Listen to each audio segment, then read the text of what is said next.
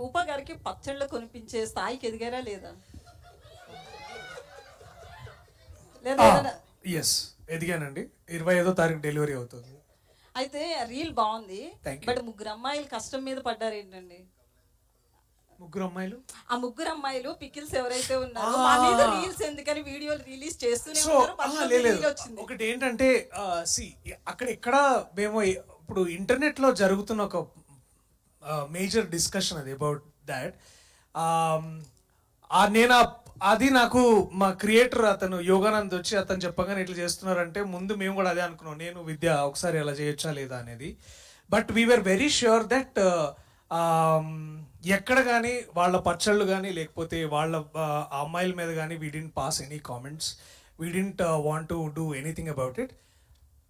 ఇంటర్నెట్లో సాగుతున్న ఒక మేజర్ ట్రెండ్ని మేము కూడా ఫాలో అయ్యి దాని ద్వారా ముందుకు తీసుకెళ్దామని అనుకున్నాము.